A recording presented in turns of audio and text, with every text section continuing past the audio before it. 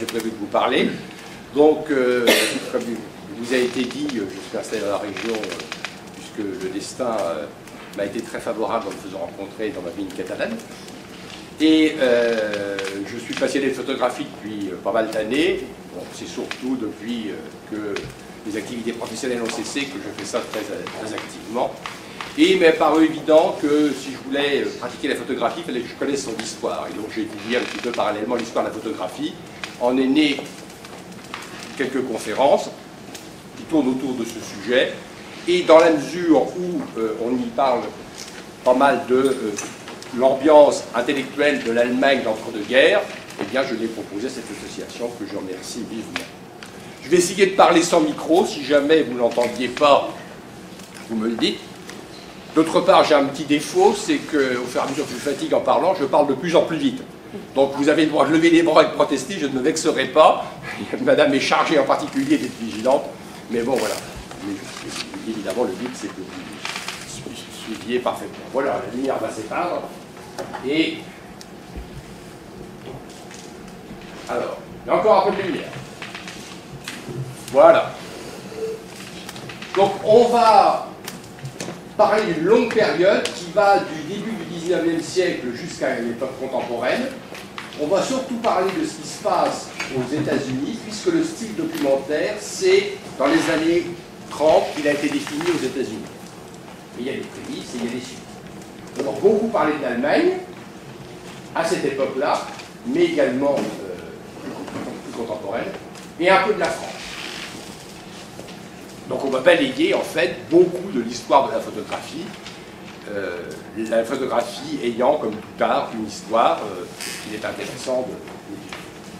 Alors les deux textes de Walter Benjamin que tu as rappelés, Petite histoire de photographie, l'œuvre d'art à l'époque de sa rencontre technique se situe ici, à l'écran 35. Donc en plein à l'époque de la définition du style documentaire.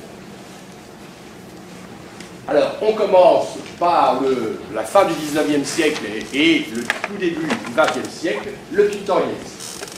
Alors, en fait, dès ses débuts, la photographie s'est scindée en deux usages. Un usage purement documentaire, par la police, par les scientifiques, un usage artistique, et le mouvement absolument dominant à cette époque, c'était le pictorialisme. Usage par la police, bien rapidement, la police a compris que faire des photos, c'était extrêmement informatif sur leur fiche pour ficher les personnes qui voulaient ficher. Études scientifiques, études du mouvement en particulier, avec une technique de stromboscopie. C'est comme ça qu'on a vu comment galopaient les chevaux, comment certains mouvements se faisaient, etc. Donc ce genre de photos, on peut analyser fraction de seconde par fraction de seconde les mouvements. Le pictorialisme, ça c'est le catalogue d'une exposition, était, donc, comme je vous le dis, absolument dominant dans le monde entier. Alors, le pictorialisme, c'est ça, par exemple, Robert de Nachy, un de ses plus grands représentants. À quoi ça nous fait penser, probablement? Eh bien, à Renoir. Le pictorialisme, la photo voulait copier la peinture. Vous voyez les mêmes effets, la même atmosphère, des sujets voisins, etc. Les choses. Vous savez qu'il y avait, à cette époque, deux grands courants picturaux, l'impressionnisme et le symbolisme, et il y avait également des photos d'inspiration simpliste, comme celle-ci, que j'ai mis en parallèle avec le tableau pré-raphaélite qui est dans la même ambiance. Ceci était absolument généralisé partout. Mais, je cite ici un ouvrage fondamental que j'ai là, qui est l'ouvrage de base sur le style documentaire, d'Olivier Lugon, un universitaire suisse. Au milieu des années 20, tout le monde se retrouve pour condamner comme antiphotographique et impure la simulation des flous impressionnistes, la manipulation lourde, la retouche au pinceau, l'usage des combis bichromatés, des pigments et des vernis. En effet, ces photographes prenaient une photo avec leur négatif et ensuite ils le travaillaient comme une œuvre d'art très personnelle, etc. Bon, ce qui prouve qu'on n'a pas attendu Photoshop pour manipuler les photos. Hein. C'était vraiment une création à partir du négatif. Réaction au pictorialisme qui se fait surtout en Allemagne et aux États-Unis. Donc c'est les prémices du style documentaire. Dans les années 20 en Allemagne, eh bien, il y a une photographie qui se nomme straight photography, photographie donc dénuée d'artifice, directe, pure. On y cultive la netteté opposée au flou que vous avez vu, la fidélité à l'objet, la précision des tirages et un rendu fidèle des matières. Alors là, il y a un grand nombre de très grands photographes que je vais vous montrer, enfin, je vais 5. En vous montrant une ou deux photos, mais c'est des gens qui ont eu des œuvres absolument considérables, c'est des grands maîtres de la photographie. Alors Stiglitz, par exemple, beaucoup de choses, mais vous voyez ce genre de photo, vous voyez, ça n'a plus rien à voir avec ce que je vous ai montré tout à l'heure. Bon, là, c'est une photo qui joue sur le graphisme, entre les lignes droites des objets, les formes, des courbes de l'animal, etc. C'est une très belle photo. Paul Strand, vous voyez ce genre de photo avec des lignes droites, des motifs purement géométriques, etc. J'ai mis en bas comme assez rare, pourquoi? Parce que ceci est absolument contemporain du cubisme, et visiblement, c'est une esthétique cubiste.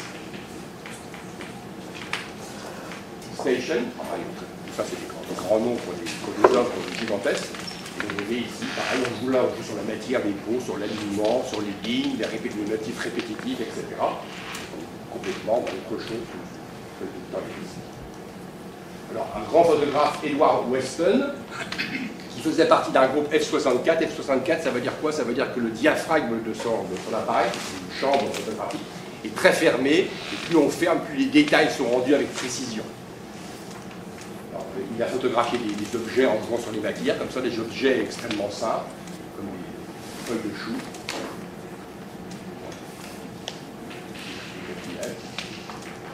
Ce nu est hyper célèbre, c'est une des photos les plus célèbres de l'histoire de la photographie. Et c'est intéressant de voir qu'il a photographié de la même manière les poivrons. Il a mis un peu en parallèle des formes, c'est des formes naturelles, quoi, harmonieuses. Voilà. Alors, ceci, il y a bien d'autres choses qui vont se passer, ça se passe dans les années 20, 20, 30. Il va se passer bien de choses après, mais il y a tout un courant de la photographie qui continue à travailler dans cette voie-là. Par exemple, Robert Mapplethorpe, hein, un photographe qui est mort du sida, qui était le copain à l'époque de, comment ça s'appelle, Patti Smith, qui a écrit Just Kill, un bouquin qui est assez intéressant sur leur vie à New York. Donc la photographie, comme ça, vous voyez, c'est le même esthétisme sur les formes, la matière, les volumes. Suzanne Sancta, dans un ouvrage fondamental sur la photographie, qui s'appelle Sur la photographie, où elle pose des questions très intéressantes sur la photographie.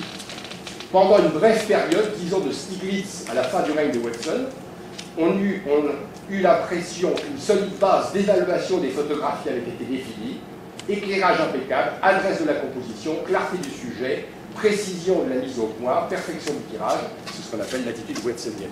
Donc si vous voulez, la photo, c'était autonomisé par rapport à la peinture en abandonnant le pictorialisme, et on avait une belle photo, on savait ce que c'était. Voilà. Alors, comme en plus c'était l'époque où commençait à se démocratiser les appareils, c'était plus réservé à une élite extrêmement fortunée, ça restait cher, mais si vous voulez, il y avait quand même, ça se développait, eh bien, il y a eu une profusion de production d'images de ce type. Ansel Adams est un photographe hyper connu aux États-Unis, même encore actuellement. Pourquoi? Parce qu'il a photographié toujours dans ce style extrêmement précis les beautés américaines, en particulier des parcs nationaux. Bon, il faut voir que c'est une époque où les gens voyageaient beaucoup moins, il n'y avait pas la télévision, il y avait très peu de revues qui circulaient, etc. En tout cas, ça montrait ces images. Il a fait découvrir les beautés naturelles de l'Amérique aux Américains et au monde entier. Ici, le Sydney,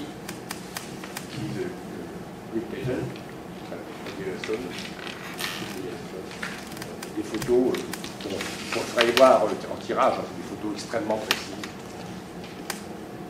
Alors,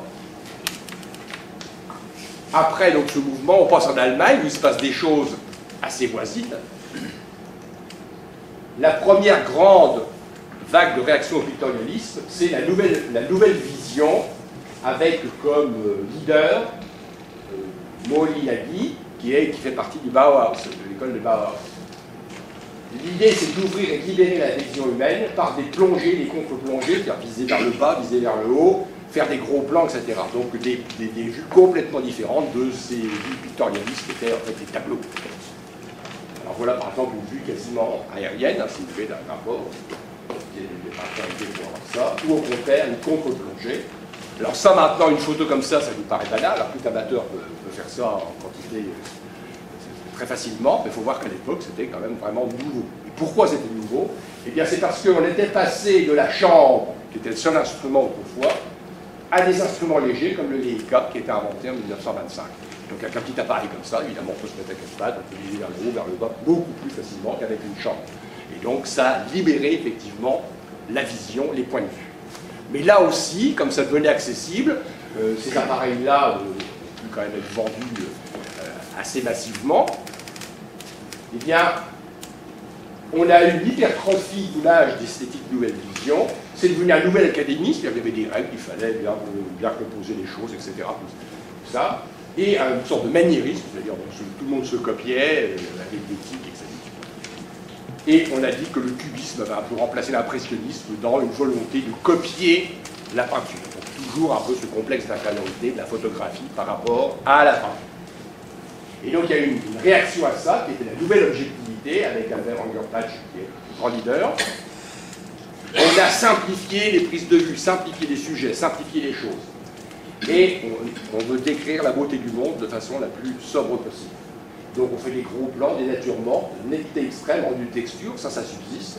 Et des plantes, des animaux, des architectures, mais beaucoup d'objets industriels et standardisés. Donc il y a un mouvement vers des sujets industriels, puisque c'est la grande époque de développement de l'industrie en particulier.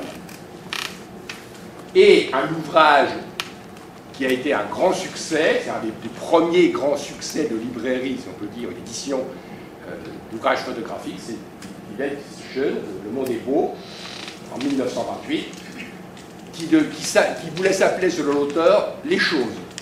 Mais c'est l'éditeur qui a trouvé ce mot. Et donc, vous voyez, des objets comme ceci, industriels, des truelles qui viennent d'être produites, alignées à l'usine, comme ça, on joue sur les motifs, la texture du métal, du bois, etc. Des choses comme ça, l'alignement, les formes bizarres, les reflets. Des bâtiments industriels également, je n'ai pas l'habitude de représenter, hein. Mais aussi quelques motifs végétaux. Alors, voici une citation qui fait un peu écho au débat qu'il y avait tout à l'heure sur la pureté de la photographie et est-ce que c'est de l'art ou pas. Thomas Mann, une vision assez moderne. Le monde est beau, ce sont des photographies qui nous invitent à cet aveu joyeux, des fragments de réalité fixés par l'objectif et des études s'étendant à tous les domaines de la nature et de la vie, et dont sont proposés ici quelques échantillons laissant deviner un véritable trésor de vision, aussi délicieuse qu'exacte, des clichés où l'alliance entre l'habileté technique et l'expressivité est telle qu'il sera difficile de résister à la tentation d'y voir les œuvres d'un artiste, un œuvre d'art.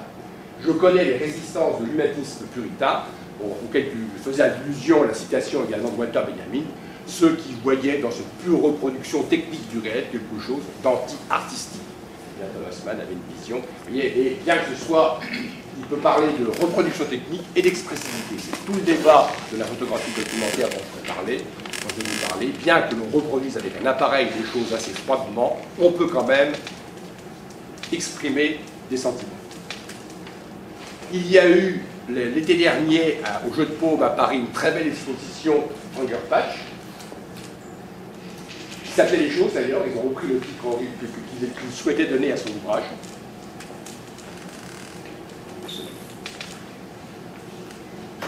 Je vous en prie pour les places. On est désolé pour les horaires qui ont été annoncés un petit peu. Il y a eu des horaires annoncés à 6h30. On a commencé un peu plus tôt. Pas trop plus. C'est 20 minutes. Donc c'était une très belle rétrospective, avec, vous voyez, des photos même d'objets comme ça, mais qui jouent sur la matière, de l'acier, des ressorts, des cylindres, des bâtiments, comme ce château d'eau. Vous verrez, sera repris après par le photographe. Ces 3 bâtiments industriels. Alors moi j'aime particulièrement celle-ci. Quand on connaît un peu l'histoire de la photographie et qu'on fait de la photographie, c'est toujours assez agréable parce que voilà le genre de photo que personnellement j'ai voyé comment on trouve des points communs. Donc ça c'est le genre de photo que j'aime bien faire, d'un stylo dans le nord de la France. Alors, cependant, il y a une mouvance politique en Allemagne, et évidemment il y a des critiques de gauche de cet ouvrage et de cette esthétique du monde est beau et de la photographie des objets, une citation de Bertolt Brecht qui est reprise par Walter Benjamin dans sa C'est que je voulais, c'est ça que je voulais, je vais retrouver là. Ah ben voilà. Moins que jamais une simple reproduction de la réalité n'explique quoi que ce soit de la réalité, une photographie d'une usine Krupp ou AEG n'apporte à peu près rien sur ces institutions. Donc, c'est quelque chose que à laquelle on peut assez facilement adhérer. Effectivement, qu'est-ce qu'il en est du processus technique et surtout social qui conduit à ces objets? Eh bien, ça n'apparaît pas dans ces... Alors, on a l'impression que Ranger Patch a suivi un petit peu, était sensible à ces critiques, puisque dans la fin de sa vie, il a fait ce genre de photos, complètement différentes. Vous voyez, on voit un paysage industriel, mais avec évidemment quelques éléments qui renseignent sur le mode de vie des ouvriers qui travaillent, en tout cas qui habitent dans le coin. Autre photographe extrêmement important en Allemagne à cette époque, c'est Karl Blasfeld. Alors, c'est une histoire un peu curieuse, puisque ce n'est pas un photographe du tout. En fait, il est professeur d'art plastique à Berlin, d'art appliqué à Berlin, à l'époque de l'Art Nouveau, où, vous savez, il y a beaucoup de motifs végétaux. Et il s'aperçoit que ses élèves, qui sont souvent d'origine urbaine, connaissent mal ces plantes. Donc il va créer un outil pédagogique, une sorte d'album, si vous voulez, avec des motifs végétaux. Et il va penser que la photographie, c'est le meilleur moyen pour reproduire cela. Et il va faire 6000 photos, toujours dans les mêmes conditions. Une vue frontale, c'est-à-dire de face, des plantes, une carte verticale, sur un fond neutre, avec un éclairage indirect, toujours le même. Et son travail, en fait, il va être vu par des artistes de la nouvelle objectivité qui vont dire c'est extraordinaire ce qu'il a fait. Et vous voyez qu'au départ, c'était pas du tout un but artistique. Alors voilà le genre de photos, c'est très beau, il dispose des échantillons dans un but, on comprend bien que ça, évidemment, ça peut inspirer des architectes décorateurs pour l'art nouveau, et ça aussi, il joue sur la symétrie, etc. Voilà, ici, là, plus près, ici, des crosses de fougères. Et ce photographe est évoqué par Walter Benjamin également. Blasfeld, avec ses étonnantes photos de plantes, a révélé sous la prêtre la forme des colonnes antiques, sous la fougère, la crosse épiscopale. Vous voyez, c'est le milieu intellectuel dans lequel baignait Walter Benjamin. Autre photographe majeur de l'époque, qui lui aussi n'était pas au départ un artiste, c'était un de ces, alors, qui a une place importante dans la petite histoire de la photographie, oui, puisque tout ça, c'est un texte sur Sender et des photos de Sender. Donc, c'était un photographe qui faisait les portraits. J'évoquais en bavardant avec quelqu'un tout à l'heure, on évoquait les portraits, les cartes de visite, etc., qui étaient très à la mode à la fin du 19e siècle, au début du 20e, et les gens faisaient faire leurs portraits par le photographe. Donc il faisait ça en Autriche, puis en Allemagne, mais il y avait une forte concurrence, il avait du mal à trouver des clients bourgeois, et l'idée d'aller travailler dans les campagnes. Et il a travaillé toujours de la même manière, il photographiait les gens en général de face, des poses, mais dans leur milieu naturel, là où ils vivaient en général, où ils travaillaient. Et petit à petit, il conçoit lui un projet artistique, c'est de faire le portrait de la société de son temps par le ressemblement de figures types de toutes les classes sociales et de tous les métiers. Si vous avez l'occasion de feuilleter ces nombreux albums, c'est absolument magnifique, parce qu'effectivement, on se rend compte combien l'aspect des gens, comment ils se tiennent, leur visage, et leurs vêtements, bien sûr, etc., sont significatifs de leur position sociale. Alors voilà, parmi les agriculteurs, vous voyez, ils choisissent qui partent à la fête du village, et c'est parfois probablement bien. Le pâtissier qu'on a vu que Walter Benjamin avait sélectionné pour illustrer son article, une des photos, des cantonniers, et un travailleur occasionnel, un petit peu plus perdu tout de suite. J'aime bien celle-ci, où on a un prêtre catholique et un pasteur protestant, je pense qu'on peut, commentant ça et regardant, on peut dire pas mal sur ces deux religions. Alors, Blasfeld et Sender, essentiels pour le courant documentaire, pour deux raisons. Premièrement, ils ont développé, et c'est devenu le paradigme de ce qu'on appelle des séries. Les séries en photographie moderne et contemporaine, c'est essentiel, c'est-à-dire une unité de sujet et une unité de technique. Et beaucoup de photographes travaillent comme ceci encore maintenant. Et d'autre part, s'estompe la distinction entre le travail artisanal et la production artistique. Vous avez vu que certains étaient, au départ, n'ont pas dit « allez, je vais faire une belle œuvre pour une exposition ». nous retournons aux États-Unis avec vraiment la naissance du style documentaire, on reviendra en Allemagne après, la FSA, dans les années 30. Alors, avant de parler de la FSA, je parle d'une autre photographe, c'est Bérénice Sabotte, une dame qui travaillait également à la Chambre, et elle avait, alors, c'est à l'époque où commencent à naître des projets dans les villes pour photographier ce qui va être démoli. Et petit à petit, on prend conscience, quand on va raser un quartier, le modifier, etc., c'est intéressant d'archiver ceci. Elle utilise une chambre, alors c'est pour un souci de netteté, mais du coup, ça limite les points de vue. Elle ne peut pas se permettre de faire des plongées, des contre-plongées, comme la Nouvelle Vision tout à l'heure. Et c'est des campagnes qui suivent un plan précis. Elle part avec un projet, il faut qu'à New York, je fasse telle rue, telle rue, telle rue, etc. Donc vous voyez, on arrive à une production qui n'est plus vraiment le vagabond artistique comme ça, enfin, qui erre dans la ville, il des photos voilà, comme ça, selon son inspiration, ou le moment qu'il va choisir, qu'il va trouver.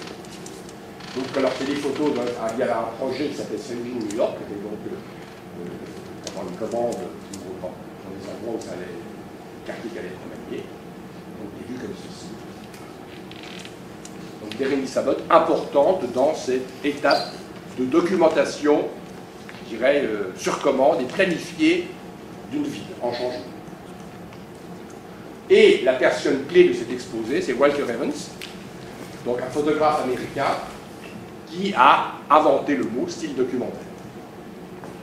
Alors, comme tout homme de son époque, il est influencé à la fois par les photographes, les grands photographes américains de sa génération juste avant lui, dont je vais parler là, mais aussi par ce qui se fait en Allemagne. C'était quelqu'un de cultivé, il a fait un long séjour à Paris, en Europe, etc. Il connaissait la photographie et la littérature allemande, et au niveau de la littérature, il se revendique de Flaubert. Il a toujours dit qu'il se plaçait dans la lignée du réalisme, en littérature et du naturalisme de Flaubert. Alors, il a fait un premier travail sur une commande de maison victorienne, qu'on apprécie beaucoup, nous on aime bien ces maisons-là, mais à l'époque c'était considéré comme ringard et c'était massivement démoli parce que c'était plus à la mode. Et donc, il a documenté cela. Voilà, donc, il travaillait à la Chambre également, lui, pour ceci. Il était capable de travailler pour d'autres sujets, d'autres appareils. Et donc là aussi, ça limitait les points de vue. Donc voilà ce genre de photos d'une villa victorienne, dans les années 30. Et ceci est à mettre en parallèle avec ce qui se faisait en peinture à l'époque. Edward Hopper, le peintre très à la mode à l'époque, mais surtout maintenant. Et ils ont même exposé ensemble dans les années 30. Et oui, cette photographie et cette peinture sont très contemporaines. Des personnes en peinture, Hopper et Evans en photographie, attentifs à leur environnement et ce qui pouvait en changer. Alors la FSA, c'est pour Farm Security Administration. Qu'est-ce que c'est?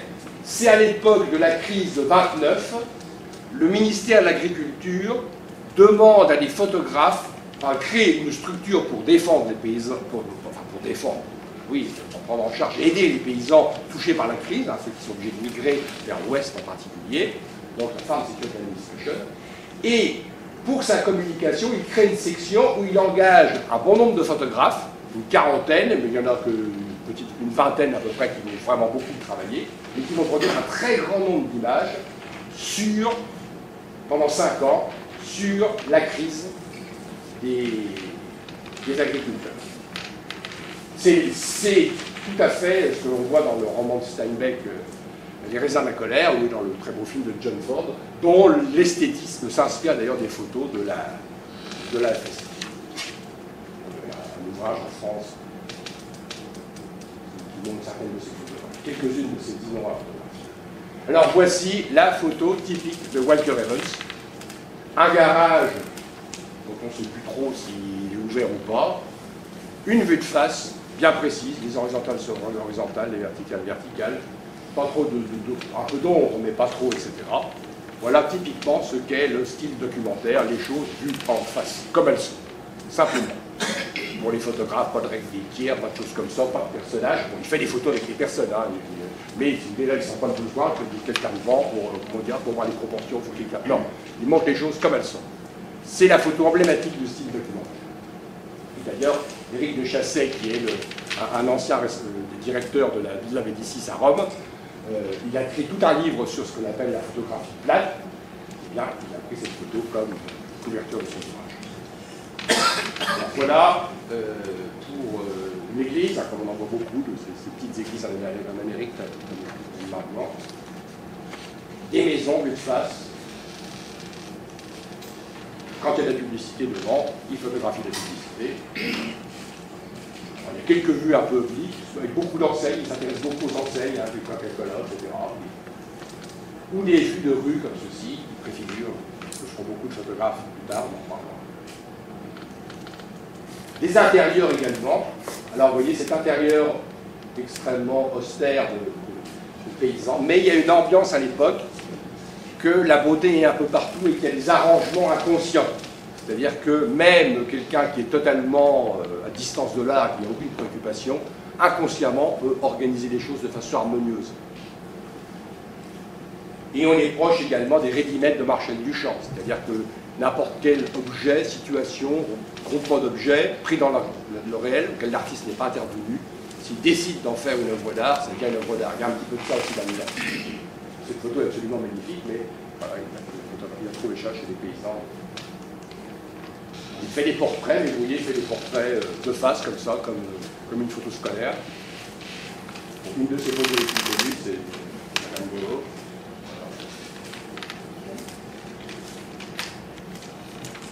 La phrase clé, c'est « l'art n'est jamais un document ». Il ne faut pas confondre les documents photographiques, c'est-à-dire les photos comme fait la police, comme font les scientifiques, comme on peut faire pour objectiver quelque chose, l'archiver, etc. L'art n'est pas un document, mais il peut en adopter le style. On peut être très froid, très distant. Le photographe peut faire des choses très sobres, c'est quand même de l'art. C'est ça qui définit le style documentaire. L'art n'est jamais un document, mais il peut en adopter le style.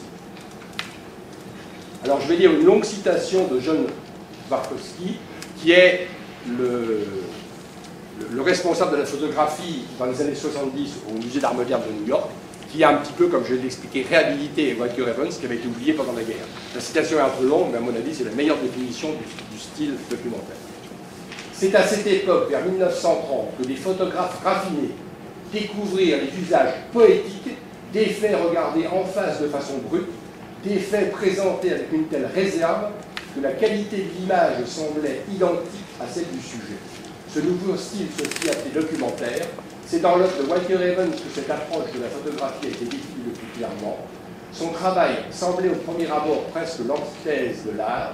Il était austèrement économe, précisément mesuré, frontal, dépourvu d'émotion, sec dans sa texture, intensément attaché aux faits, caractère qui semblait plus approprié à un livre du comptable qu'à l'art.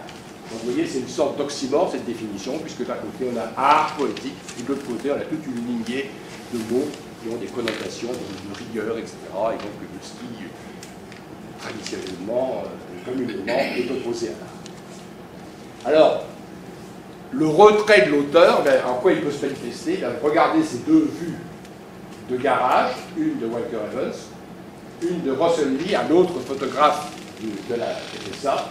Et donc, il faut savoir qui a fait quoi. C'est effectivement un style propre à un style photographique, mais ce n'est pas un style où le photographe va s'exprimer, qui fait qu'on va reconnaître, ah oui, ça c'est comme on reconnaît les quartiers Bresson. Alors, c'est très facile pour les photographes comme nous, maintenant, de copier ça. Quand on voit un garage un peu vidéo, comme ceci, comme dans la région, ça c'est nous, ou aux États-Unis, en Californie, eh bien, on photographie comme ça fait des photos, personnellement, j'aime bien. Ou une vieille maison, comme ceci également. C'est ainsi, vous voyez, pas d'ombre, pas de voiture, pas de personne. Mais je pense que les objets, c'est une photo tirée assez grande, les objets ont une présence. Et je disais tout à l'heure, j'aime bien, moi je fais des portraits de maison. C'est un portrait d'une maison. On fait tout pour mettre en valeur, pour la mettre en valeur. Alors il n'y a pas moi qui se réfère à... Il n'y a pas que nous, enfin moi, nous, les gens qui font ça, qui se réfèrent à Walker. Je parlerai tout à l'heure de Raymond Depardon, photographe assez connu. Et bien quand il photographie, il se réfère aussi à Walker Evans. Donc c'est toute une tradition qui était dans les années. Il y a eu également au Centre Pompidou une grande rétrospective Walker Evans l'année dernière, c'était absolument magnifique, il y avait un grand nombre de photos, c'est très bien présenté. Ce dont je vous parle là, elle était bien représentée par la photographie l'année dernière. Une autre photographe de la FSA, c'est Dorothea Lange, qui est très connue également. Je vous parlerai, je citerai un ou deux autres, on a vu celui tout à l'heure, mais d'abord, on parlera surtout d'elle en plusieurs photos parce que c'est très douée. Alors, elle est plus tournée vers les personnes, vous voyez, donc les migrants en cours de migration. Donc, c'est les raisins de la colère, c'est vraiment cette ambiance-là, hein, avec lui, il a essaie de réparer pour le ballon, il a quand même sa famille, mais sa voiture a un problème, il essaie de la réparer dans un champ. Alors, celle-ci, qui est une photo absolument magnifique. Bon, c'est pas pour lire tout ça, mais toutes les photos étaient accompagnées d'une longue légende pour dire évidemment où et quand elles avaient été prises, mais également ce qu'elles représentaient, etc. Et donc, vous avez ici quand même une information sur les publicités, les poteaux bruts de Michel-le-Toit, les deux bords de la essence, etc., les personnes qui sont là.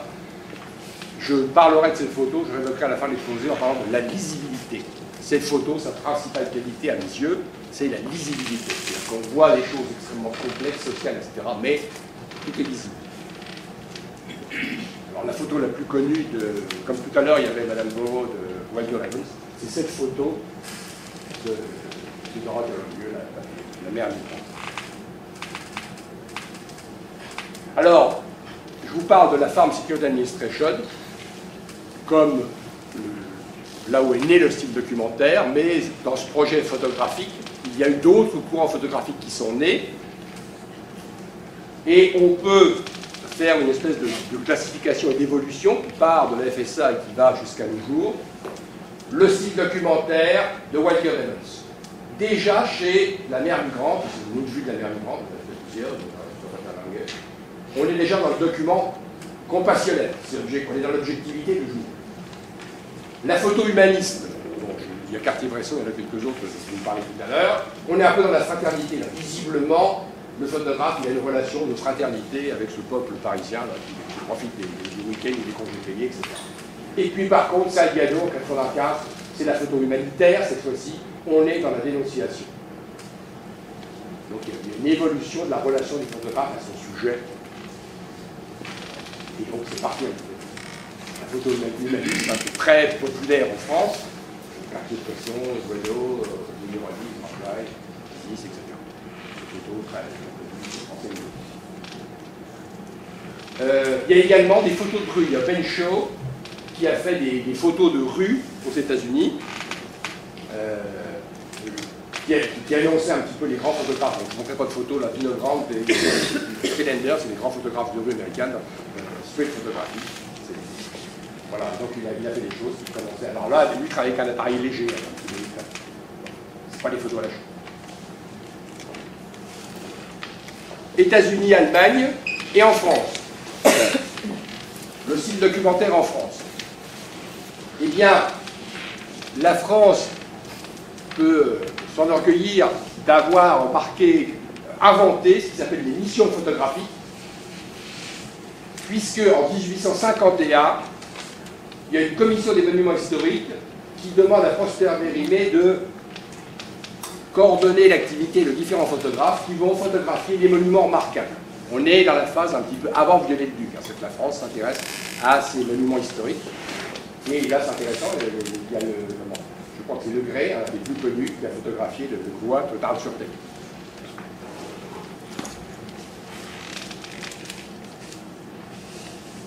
Et puis je remonte un peu en arrière, puisqu'il y a eu un précurseur du style documentaire en France, qui est Eugène Adjet, photographié là tout à la fin de sa vie par Bérénice Abbott, la photographe dont je vous ai parlé tout à l'heure. Alors lui, c'était un comédien, un peintre raté, et il saignait la photo assez tard, à 40 ans, purement, lui, vous voyez, une perspective également artistique, il voulait vendre des photos pour les peintres. Il s'est aperçu que les peintres faisaient de plus en plus de peintures à partir de photographies de Paris, et donc il a dit, je vais faire des photos et les vendre. Vous voyez, c'est...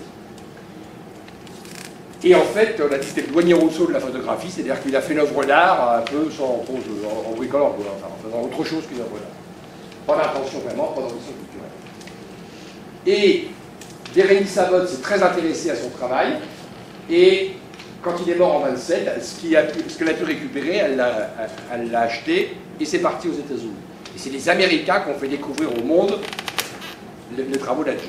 Sauf que vous allez voir, donc il a fait des vitrines comme ça, des rues,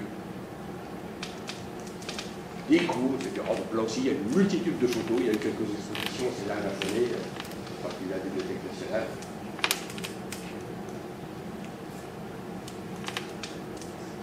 Il est très largement commenté également dans les textes de Walter Benjamin, sur les pixels photographiques, deux photos de vitrine d'Adjet. On a dit à juste titre qu'il avait photographié ces rues comme on photographie les lieux d'un crime. C'est-à-dire, vous voyez, pareil, on fait des photos qui sont considérées comme artistiques maintenant, qu'on monte dans des expositions, etc. Mais en fait, c'est des photos dont le style est un petit peu le style de la police. C'est-à-dire, on met l'appareil comme ça, il n'y a personne qui nous gêne, etc. On voit bien tout, il n'y a pas d'ombre, on voit tout, hop, on prend la photo. Donc vous voyez, toujours cette contradiction, c'est deux pôles de la photographie, mais qui se mélangent dans le style documentaire. Et il y a que les surréalistes qui s'étaient un peu intéressés à lui, parce que quand il y avait des reflets comme ça, les surréalistes avaient dit, oh, ça ressemble à des apparitions, à la magie, etc. Ça ne s'adaptait plus aux surréalistes. Il n'y a que qui avaient été en France à la télé. Olivier Lugon dit, pourtant, malgré cet enthousiasme des surréalistes, le style documentaire sera peu représenté en France, et Adjet, qui internationalement va devenir le modèle historique du genre, il restera sans descendance directe. Donc le style documentaire, jusqu'à une époque très récente, dont je vais vous parler, c'est quand même surtout États-Unis, Allemagne et peu la France. Déclin et renouveau du style documentaire. Je vais voir un petit coup, puisqu'on est à peu près à la moitié de...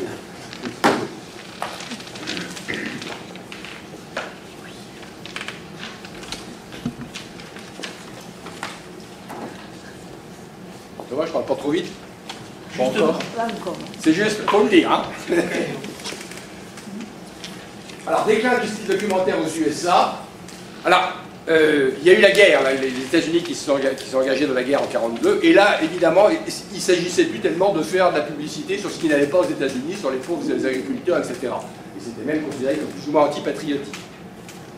D'autre part, eh bien, c'est pas mal d'avoir 270 000 photos, mais il faut les gérer, il faut les classer. C'était pas sur des bases informatiques à l'époque.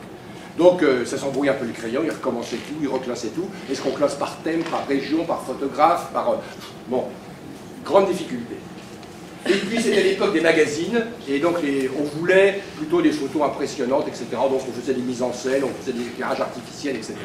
Donc, il y a eu un déclin pendant la guerre et juste après la guerre de ce style de photographie. Donc passe la Seconde Guerre mondiale, l'époque du photojournalisme évidemment, entre autres pour les événements historiques, mais également les quotidiennes, les populaires, etc. La photographie humaniste dont je vous ai un petit peu parlé, qui est très à la mode en France mais dans d'autres pays, et la photographie subjective. La photographie subjective, c'est ça, c'est en Allemagne, c'est Otto Steiner, donc il fait des choses de création comme si avec des flous, des effets, etc. Vous voyez, quelque chose qui a milieu du style documentaire. Et puis, bah, la roue de l'histoire tourne. Dans les années 70, une nouvelle école de photographes redécouvre le style documentaire, et c'est entre autres celui dont je vous ai vu une citation tout à l'heure, John Tarkowski, qui va exposer Evans, Lange, Adjet, en particulier à New York, mais ça va suivre. Et donc, nous passons aux USA, années 70. Vous voyez, on a pas mal de temps ici. Il y a une exposition majeure de l'histoire de la photographie à Rochester en 1975, qui s'appelle New Topographics, c'est photographies du monde altérées par l'homme. Donc il s'agit de refotographier les États-Unis, mais après toutes les transformations liées à tout ce qui s'est fait pendant la guerre et après la guerre, etc. En gros, des États-Unis, on photographiait ce qu'avaient fait les photographes de paysage, dont je vous ai parlé tout à l'heure, mais là, les États-Unis avaient changé. Et donc c'est un ouvrage où je vais vous parler de Stefan Shor, Verne et la Régier, qui sont des Allemands, qui sont les seuls Européens qui ont participé à ce projet. Je vous dirai un mot de Robert Adam, c'est le Volks. Alors voilà typiquement l'esthétisme de New Topographics. Ben, c'est notre monde, hein, les États-Unis sont passés dans le monde de la modernité avec des bâtiments à angle droit, des œuvres comme les signes au sol, etc. Voilà. Donc c'est pour ça que c'est si important dans la photographie contemporaine, puisque eh bien, c'est un regard photographique sur notre monde. Un des contributeurs particulièrement doués, que personnellement j'apprécie beaucoup, c'est Stefan Shor. Alors, Stefan Shor, il est connu pour différentes choses, mais entre autres parce qu'il a apporté la couleur. Jusqu'à présent, on a parlé de noir et blanc.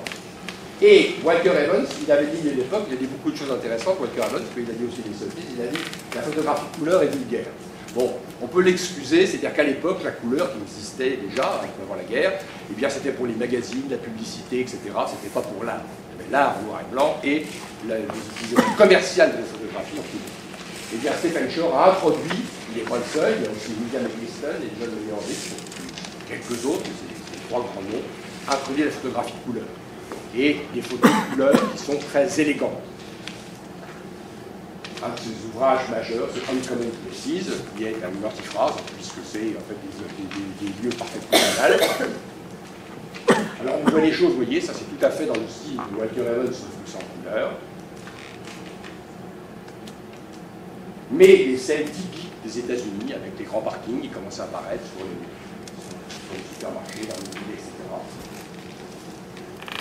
Alors celle-ci, que j'aime beaucoup, vous voyez, un document. Bon, là, on documente quoi? Les parkings, les grands magasins, etc. des années 70. Et de l'autre côté, c'est une photo magnifique avec ces couleurs, le ciel bleu du ciel, le bleu du bâtiment. Si la photographie, ça, c'est pas la bonne fois. On est typiquement dans la jonction entre l'art et le documentaire. C'est une photo qui est très remarquablement composée, avec ce regard, personnellement, qui file vers le silo, là. Ces trois photos, etc. C'est une très belle photographie, l'harmonie des couleurs, c'est bleu, ici, tous les autres. Celle-ci, qui est très connue, c'est donc un carrefour de Los Angeles, et la composition un peu en spirale, comme ceci, le regard est emmené comme ceci. Et Stephen Shore a décrit plus tard qu'il avait les mêmes règles de composition que ce tableau de Claude Lorrain. C'est vrai que quand on regarde, on a l'impression qu'il peut y avoir la même chose. Donc, il faisait des photos avec des règles classiques de sentiment de profondeur dans les scènes, par la composition. Il y avait aussi des vues plus de vitrines comme ceci, qui évoquent là aussi Hopper, qui est très présent dans toute la littérature sur ces photographies, puisque c'est pas le plus proche de ces photos. Et ce qui a été dit sur le charme des photos de Stephen Shore, qu'on peut éventuellement considérer comme des photos extrêmement banales, que ça, c'est des villes américaines, des rues, des parkings, des machins comme ça, on peut très bien regarder ça, mais qui avait une opposition entre un sujet banal et un traitement exagérément raffiné. Et je pense que ça est au cœur de la modernité. Madame Bovary de Gustave Flaubert, Manet, Pierre Bourdieu dans son ouvrage posthume sur Manet. Manet est exactement superposable à Flaubert. Il y a une phrase de Flaubert qui pourrait être mise en exergue de toute l'œuvre de Manet, écrire bien le médiocre. Hein, c'est ce qu'a fait Flaubert, ça c'est dans une lettre qu'il a écrite au sujet de Madame Bovary. Donc, je vous rappelle qu'il y a eu un procès quand même, parce qu'il décrivait des choses extrêmement banales, mais médiocres. Voilà. Et donc, ça c'est vraiment l'esthétisme de la modernité, et c'est l'esthétisme de cette photographie documentaire, en particulier de Stephen Shore. Il a été proposé dans le catalogue de l'exposition de Walter Evans, que je vous ai parlé tout à l'heure, de remplacer, c'est une discussion bien sûr, hein, le mot style documentaire, on ne va pas le remplacer, puisque c'est Walter Evans qui l'a inventé, par style vernaculaire. Alors le mot vernaculaire est très à la mode en photographie, dans la photographie contemporaine, et c'est un peu plus, c'était plus utilisé traditionnellement aux États-Unis. En fait, il y a trois, d'après cet auteur, il y a trois concepts idées dans vernaculaire. C'est des sujets mineurs opposés aux sujets académiques, aux sujets qui méritent d'intérêt, etc., aux yeux soit officiels, soit du public. C'est local, donc ça c'est ce qu'on a l'exposition d'une langue vernaculaire, donc c'est attaché en général à un lieu et une époque. Et c'est populaire, vous savez que les plantes ont des noms vernaculaires, les oiseaux ont des noms vernaculaires opposés aux noms scientifiques latins basés sur la classification des données. Voilà, alors je vous cite rapidement de deux autres photographes de New Topographics, Davis Bowles, qui a vécu en France et qui est mort il y a quelques années. Vous voyez, des photos comme ceci, frontales, de nos rues. Et Robert Adams, également un très grand photographe américain,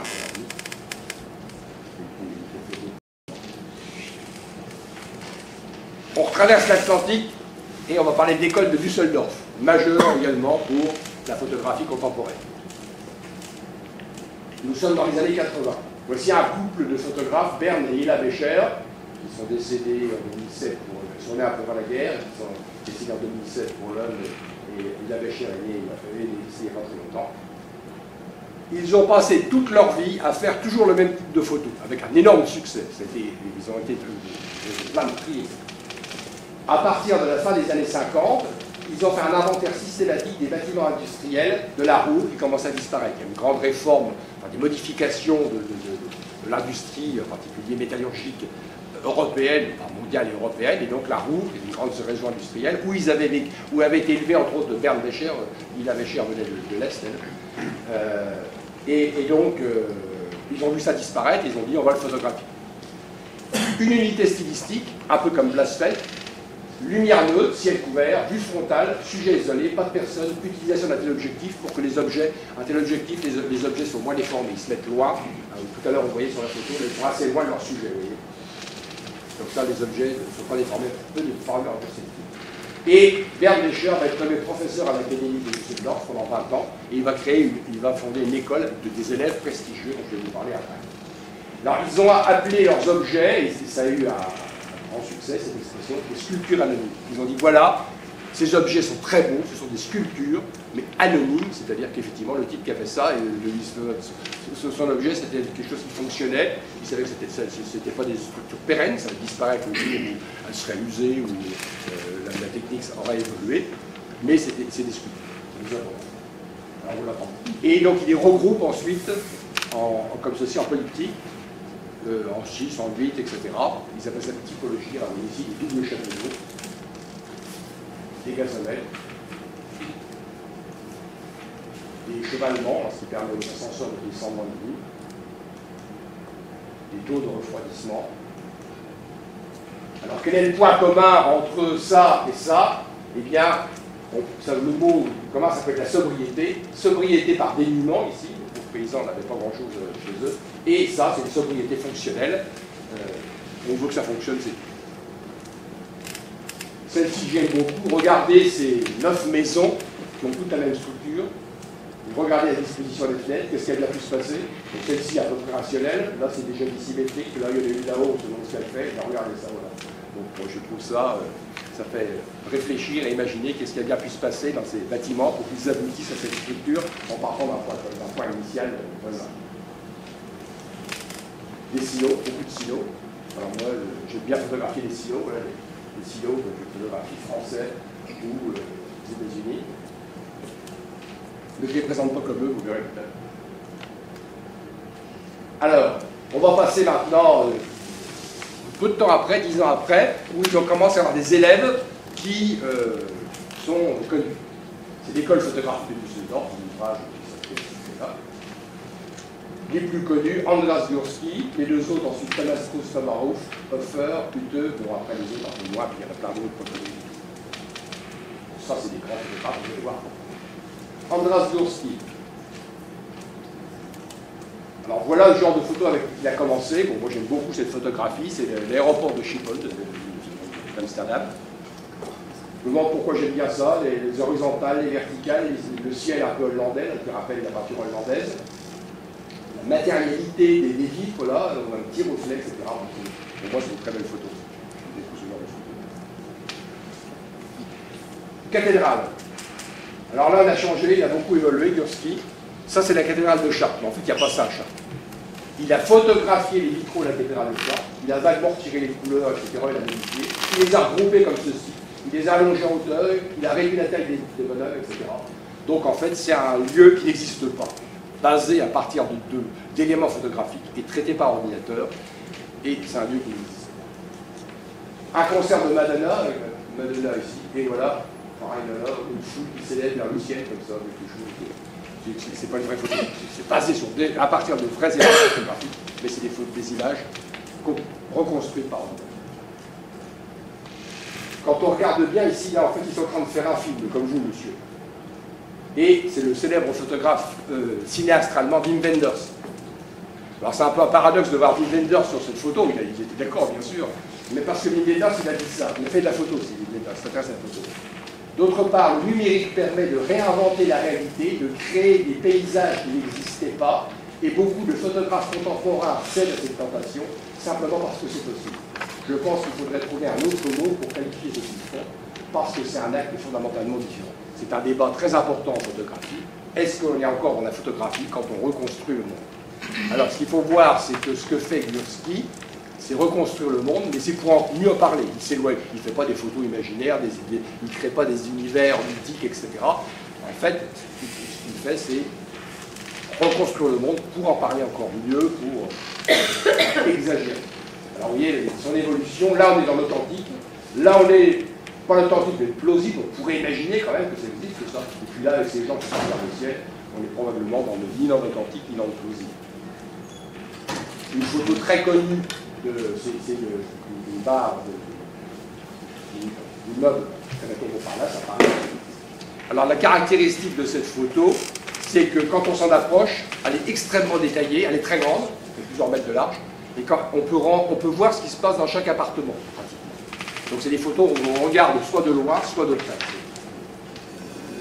Celle-ci également, 96, bon, évidemment, on peut voir comme une critique de la société de consommation, supermarché, alors aussi qui n'est pas réel, mais pourrait être réel,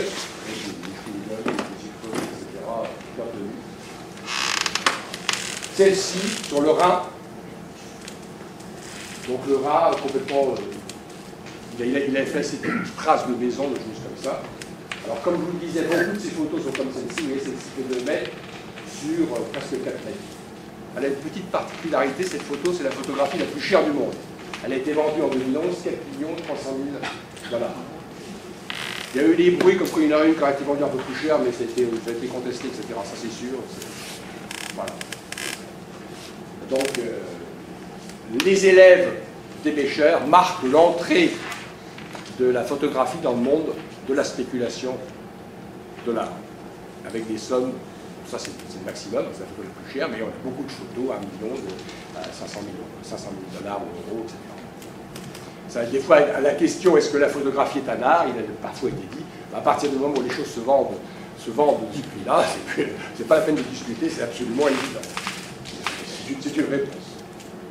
Un autre élève, Thomas Ruff, dont je vous montrerai qu'une toute petite partie de l'œuvre, parce qu'il a fait plein de choses qui lui aussi s'éloignent complètement de la réalité. Bon, il a fait à l'époque des photos comme ceci, 2 bâtiments, je vous montre parce que ce sont des choses que j'aime bien, très simples, éventuellement retouchées, il va fermer une fenêtre de temps en temps, c'est nécessaire, etc. Et il leur dit, si je photographie un bâtiment, je veux juste photographier une image de ce bâtiment, non pas comme il est situé dans la ville ou comment les gens vivent et travaillent. Vous laissez.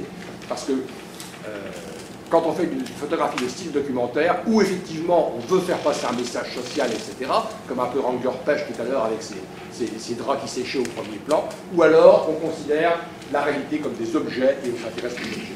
Il est très clair dans ses intentions. Thomas Ruff, très intéressant Thomas Ruff. Il y a plein de sujets, mais un des sujets importants, c'est des photos qu'il a prises dans les musées. Donc les spectateurs vont regarder ici au Prado, doit lever la 16. Mais alors, là aussi, il ne truque pas ses images, lui, mais dans ce musée Pergamon à Berlin, il a fait poser des acteurs. Alors ça pose des questions, parce que c'est plus un document, c'est une mise en scène.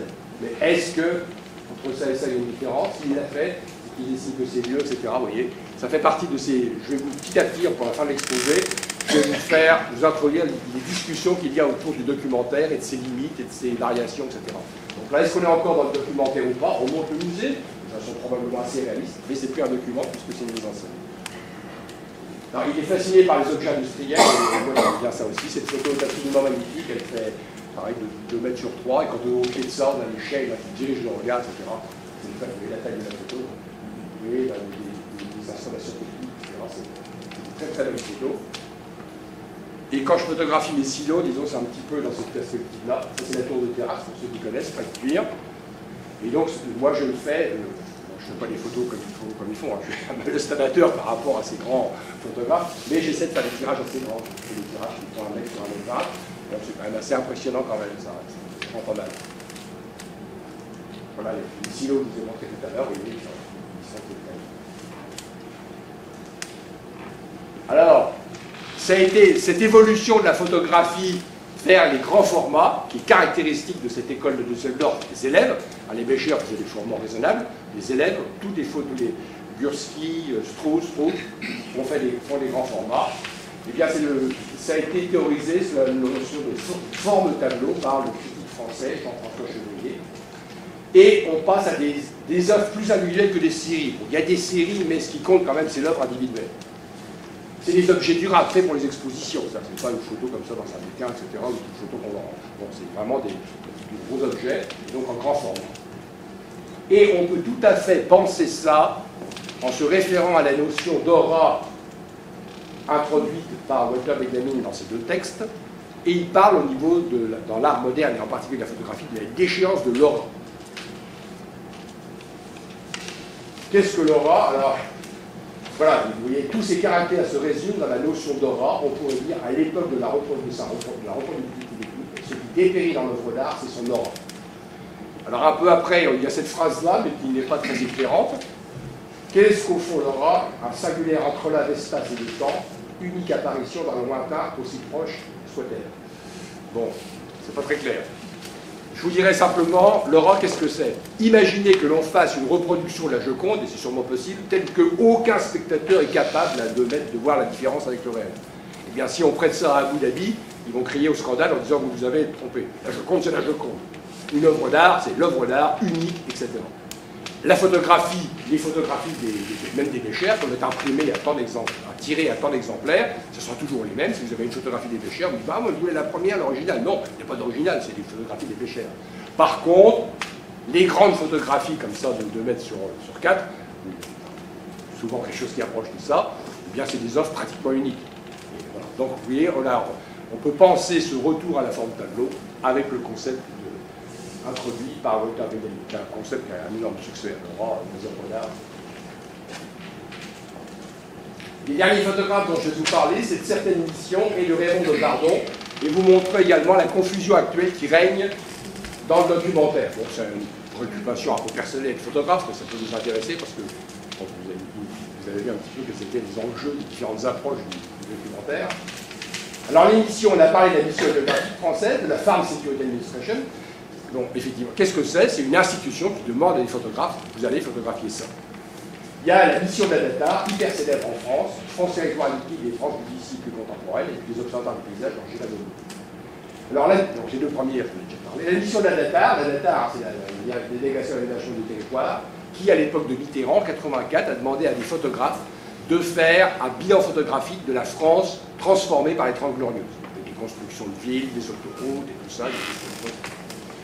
Et André Roger, dans un petit bouquin de poche qui s'appelle La photographie, qui est très intéressant, dit « Le but n'était plus de décrire ni d'enregistrer, mais de découvrir de nouveaux repères au sein de l'espace contemporain.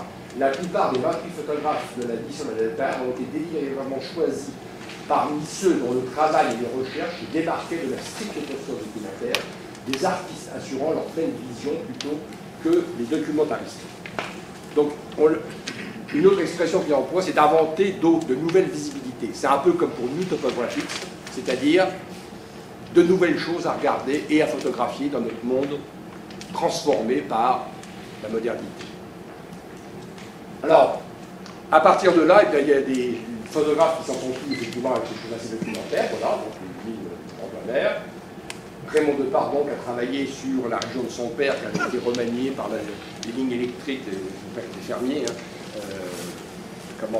et les autoroutes, etc., les zones commerciales. Et puis il y a des photographes qui ont fait des trucs, joindre des photos comme ça, les monochrome, là ils faisaient une chambre, vous mettez des films en haut à droite, etc. Des espèces de jeux d'artistes comme ceci. Bon, personnellement, j'ai beaucoup de mal avec ça. Je trouve que c'est vraiment des gens qui ont utilisé cette mission pour exploiter, montrer comment une chose qu'ils avaient inventée, mais ça ne fait rien de documentaire. C'est mon point de vue. France Territoire Liquide, quelque chose qui a eu beaucoup de succès récemment. Ça, c'est la photographie de l'arrière. 43 photographes, jeunes pour la plupart, se sont auto-saisis. Donc c'est eux qui ont dit on va faire une mission. C'est un peu absurde dans le départ, parce qu'une mission, par définition, c'est comme une commande.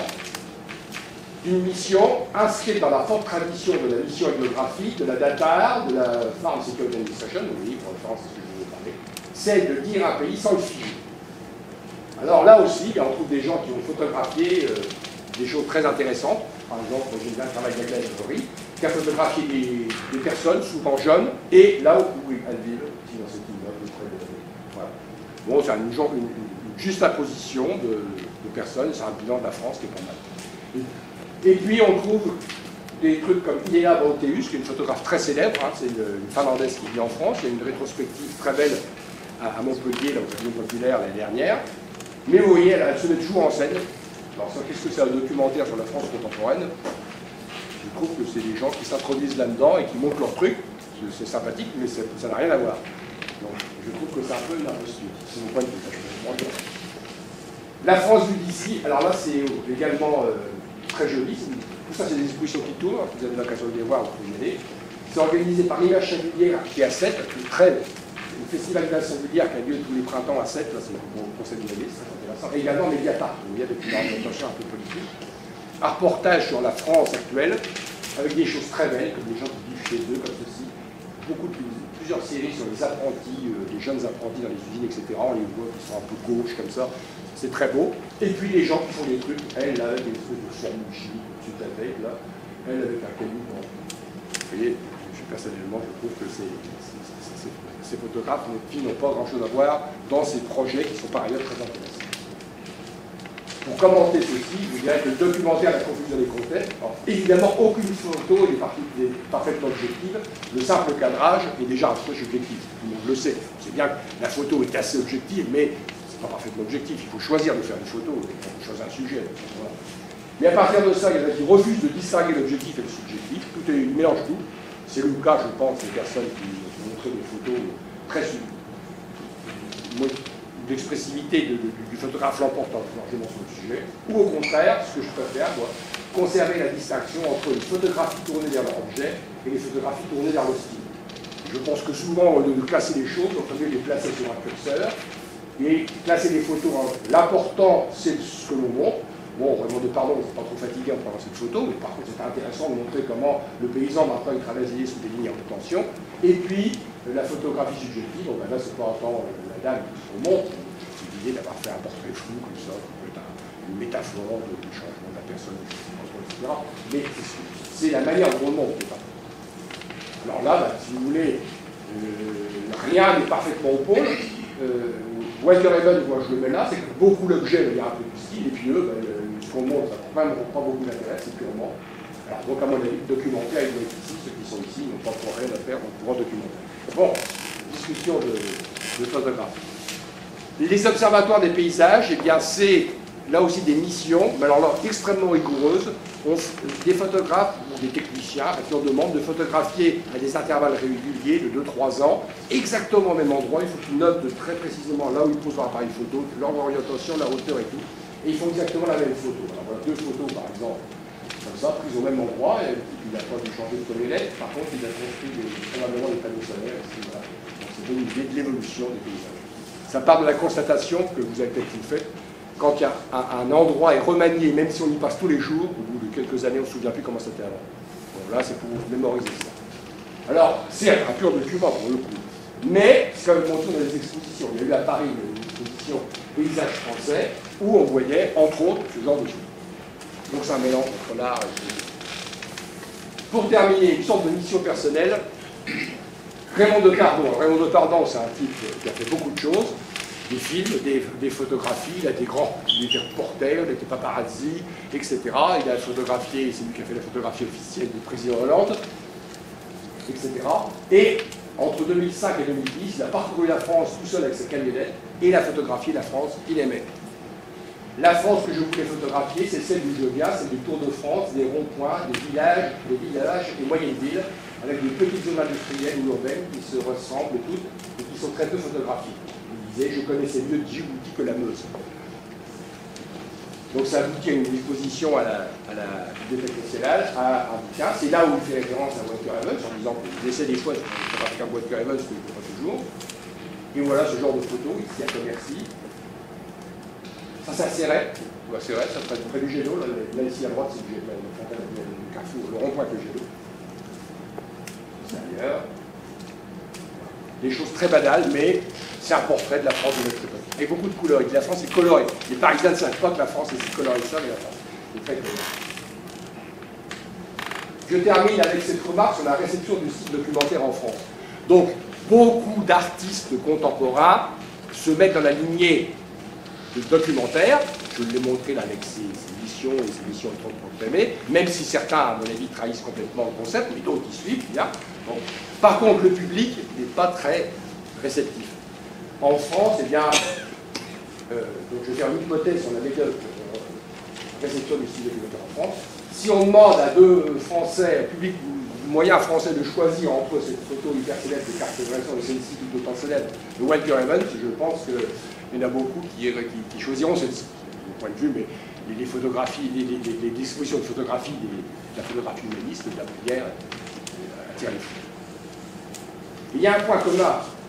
Si je vous ai parlé tout à l'heure de l'impressionnisme et du symbolisme, si on demande à des Français de choisir entre Monet et Le Plin, photo emblématique de l'esthétique symboliste, eh bien je pense que là aussi, ils choisiront ça. Donc on peut dire que la France, le goût pour l'impressionnisme et la photo humaniste, va avec le goût des anglo-saxons pour les symbolistes et le style documentaire. Et quel est le point à la différence? C'est le catholicisme, c'est le protestantisme. Qu'est-ce qui m'a mis sur la voie de cette hypothèse? C'est en lisant un commentaire ancien de Hopper. Il est particulièrement tentant de voir en Hopper le plus grand anglo-saxon des peintres de tous les temps. Cette hypothèse doit être appuyée sur son attirance anglo-saxonne pour le puritanisme. Le puritanisme s'est fait puriste, sa rigueur morale s'est vue en précision stylistique. Donc, quand j'ai vu ça, j'ai fait des bons parce que j'aime beaucoup Hopper. Le puritanisme, à mes yeux, c'est pas un mot très sympathique. Et en fait, en comprenant, eh bien, c'est qu'effectivement, c'est un refus du pathos, de l'emphase, etc., et d'écrire les choses extrêmement simplement. Une hypothèse. Une dernière notion que j'ai évoquée, qui est pour moi très importante, c'est la lisibilité. Je pense, bon, toute photo a une philosophie, hein. Tout photographe a un rapport à son sujet qui traduit une philosophie, que ce soit conscient ou pas. Là, le mot lisibilité, c'est deux choses, lisibilité des clichés et lisibilité du monde. Je pense qu'il y a une analogie, un rapport entre les deux. Le monde est complexe, mais il est lisible. C'est un peu l'hypothèse sous-jacente à ça. Peut-être fausse, hein, critiquée par Bertolt Brecht, bien sûr. Mais... Et il y a quelque chose d'un peu rassurant dans le style documentaire. Autrement dit, le style documentaire, à mes yeux, c'est une photographie pour ceux qui regardent le monde en face, qui aiment les choses nettes et précises, qui sont sensibles aux affronts du temps, qui préfèrent le vrai au beau, qui rechignent à la sensiblerie et qui ont peur du noir. Je vous remercie.